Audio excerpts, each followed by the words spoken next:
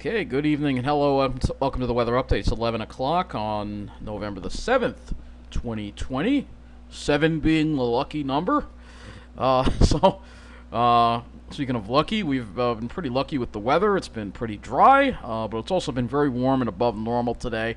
We exceeded all the high temperature expectations, just as I figured, and shattered the record at Islip. So we're going to look at the I guess we're looking at the satellite now. Let's look at the current conditions across the area. And you'll see here that we're getting radiational cooling again. It's 50 here in Carl Place, so it's around 50 in the middle of the island. A little warmer on the South Shore again, where the wind is up, a little more like the upper 50s. Same thing for the North Shore, too. It's warmer there, too, as well. In the middle of the island, though, it's cooling off in the middle of Suffolk, especially in the Pine Barrens. It's 49 in Ridge, 41 at West Hampton. And it looks like some sites in East Hampton Airport also radiating down nicely to 42. So very favorable because the air is dry. We have clear skies, no wind.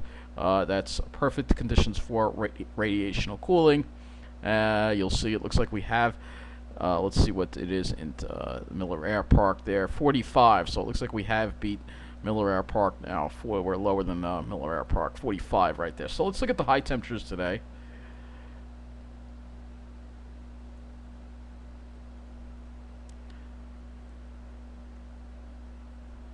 And you'll see a much warmer day than everybody's saying. But I had a feeling we were going to get into the 70s. And sure enough, I was right.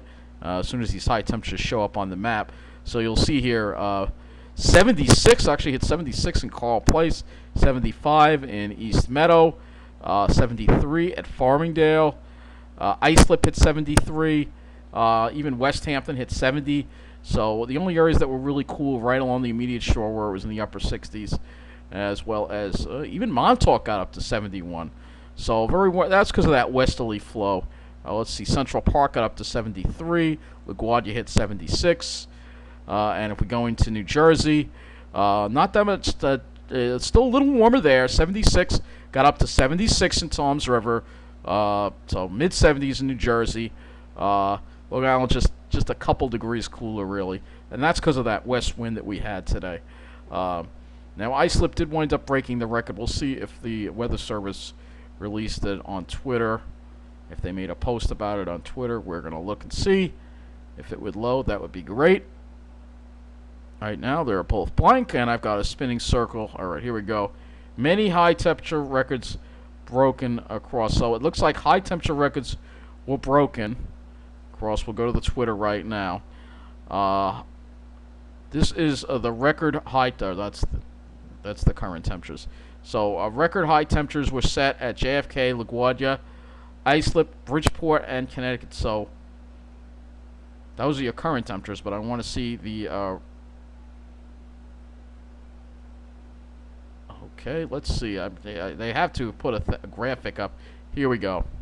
So here's the graphic. Look at all these highs across the Northeast that have been broken here. All right, so record highs here. In many of these areas, Pennsylvania, Atlantic City got to 77. So records broken almost at almost every reporting site. Islip, 74, broke the record of 67 and 75. Manchester, New Hampshire, got up to 78, which beat the record of 72 set in 1938. New York City, JFK, 73, broke the record of 70 that was set in 2015. Same thing for LaGuardia, 76, broke the record of 72 set in 2015. So look at all these record-breaking high temperatures across the area. Poughkeepsie 75.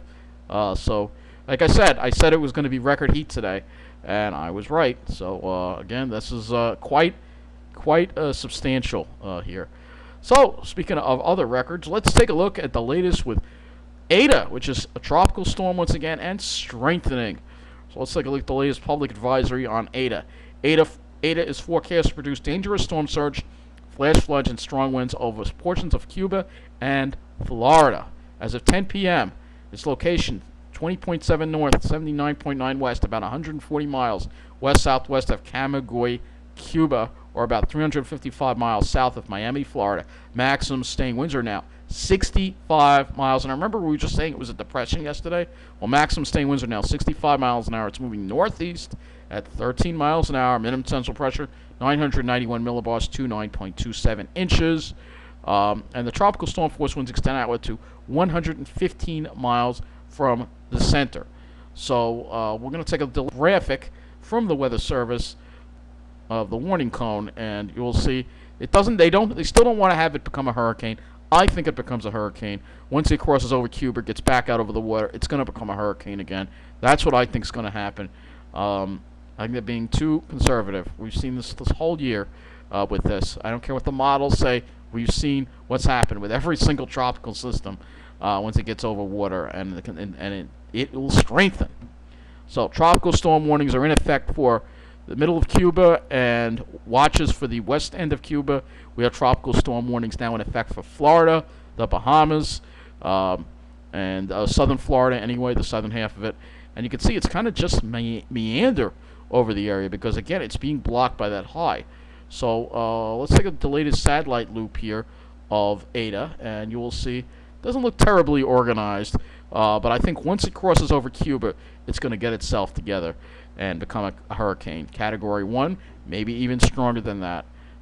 Looking at these models here, you'll see most of them pretty much track it over Cuba, and then it seems like there is a cluster now. So it doesn't look like it makes a landfall on the mainland of Florida, but it might cross over the Keys. Then it winds up in the Gulf, and then it moves back across the northern part of Florida, the central and northern part of Florida. So this just changes from run to run. We look at the intensity guidance. You'll see a lot of the models are taking up to a Cat 1. One takes it up to a Cat 3. That could happen. So let's look at the latest models here. Again, with the storm, we can learn to expect the unexpected with these storms here. And you'll already see it right here on the GFS.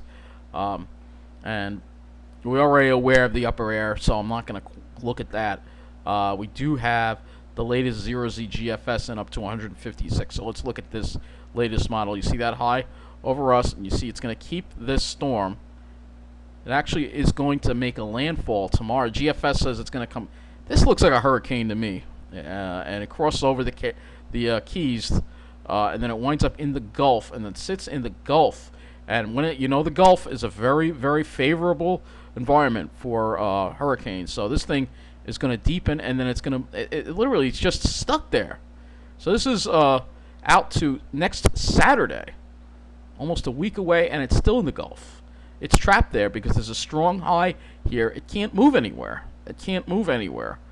And it's crazy how it's just trapped there. And again, if you do look at the upper air, you'll see you just have this crazy ridge, that's over us. It's so strong, it's just blocking it from going anywhere. It's just stuck. It's basically stuck in place. How crazy is that? So let's go take a look at the. Let's take a closer look at the area right there. Southeast United States, so you get an idea, closer look at this.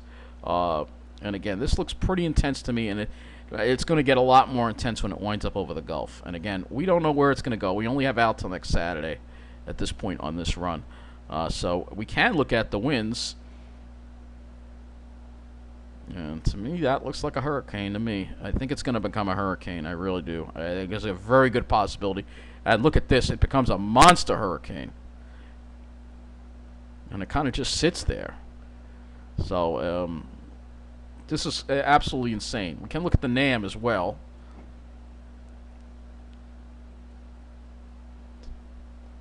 This is the NAM on the wind field here. And the NAM also, I think it will become, once it gets to the Gulf, this thing is going to take off like a rocket and just strengthen. And where it goes from there, we just don't know. This is something that will be yet another natural disaster that we'll have to watch. Let's go look at our area right now. We're going to look at the temperatures here and show you, pretty much what you see is what you're going to get with the weather at this point. And tomorrow will be just as warm as today. Temperatures probably in the low to mid 70s across the area, no sea breeze. And same thing probably Monday too, not much of a sea breeze. Tuesday, maybe a little more of a sea breeze. You can see there's that front coming, and it kind of gets, like I said, kind of gets hung up. Looks like GFS wants to stall it offshore Thursday there, and then maybe move it along a little more toward Friday.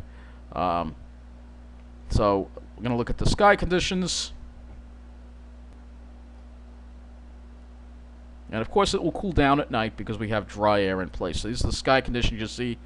Tomorrow should be mostly clear. It may start off with some cirrus, but it should be mostly sunny.